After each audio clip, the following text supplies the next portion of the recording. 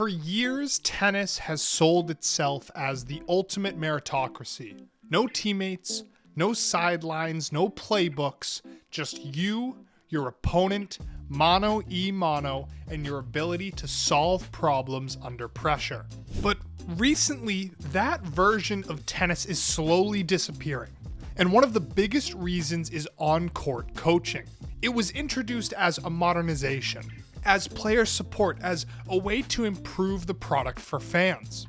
But beneath the surface, on-court coaching has created something far more troubling.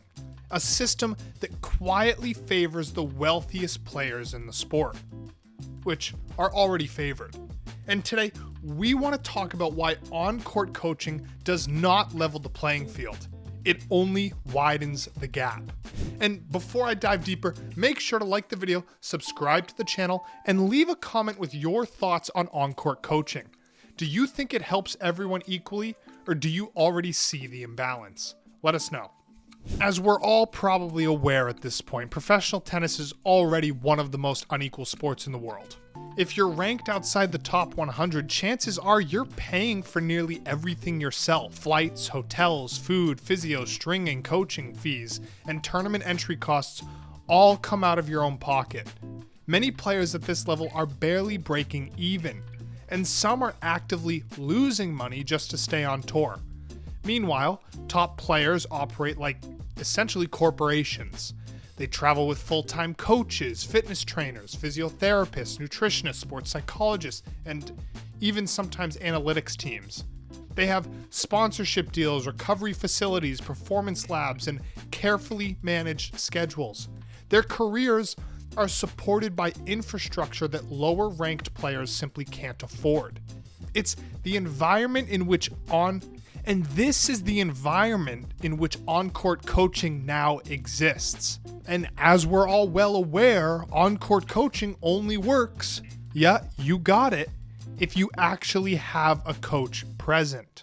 So players inside the top 10, 20, 30, 40, 50, with their coaches attending virtually every tournament with them. Now, players inside the top 10 travel with their coaches to virtually every tournament. The same is usually true for the top 20, even up to the top 50.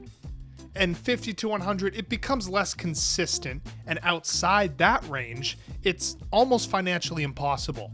Many players ranked between 70 and 150 cannot afford to bring a coach with them week after week. Some share coaches, some only bring one to slams, some rely on phone calls between matches, others compete entirely alone.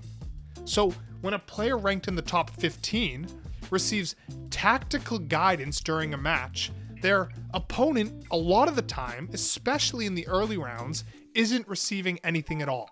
So one player gets real-time adjustments, the other is left to solve everything on their own. It's not a quality, it's a structural advantage.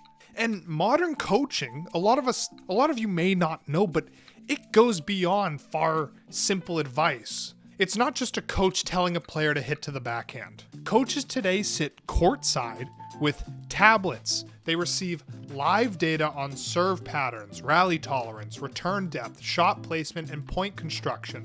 They're watching statistics update in real time.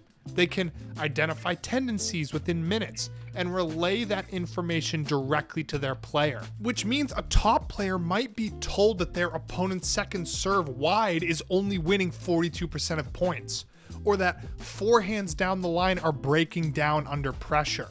It's not guesses anymore. It's analytics-driven decisions being communicated mid-match. And then meanwhile, on the other side of the court, the lower-ranked opponent likely has no analytics team, no tablet, and no one feeding them information. They're on their own. It's a massive competitive imbalance, and not a lot of people talk about it. And the common response is, well, everyone's allowed coaching. And yeah, you're right, it's true. But the argument itself ignores the reality. Both players are also technically allowed private jets, personal trainers, and performance labs. Access is what matters. Resources are what matter. When only one side can meaningfully take advantage of a rule, that rule becomes unintentionally discriminatory by default. On-court coaching is not separated from money. It's directly tied to it. And tennis used to demand complete independence. You had to manage your emotions, recognize patterns, and make tactical adjustments entirely on your own. It was part of what made the sport so difficult. Champions were defined not just by their strokes, but by their ability to problem solve in isolation. Federer adjusted rhythm and court positioning on the fly, Nadal changed spin and depth to wrestle control of rallies, and Novak figured out opponents through sheer mental discipline. The autonomy was part of the greatness, and we're now outsourcing decision making. We're allowing mid-match corrections from external sources, and once again, the players who benefit the most are the ones with the teams. At the same time, the middle class of tennis, so to speak, is disappearing. Travel costs have increased, support staff has become mandatory, prize money has not kept pace at the lower levels, and now on-court coaching adds another invisible expense.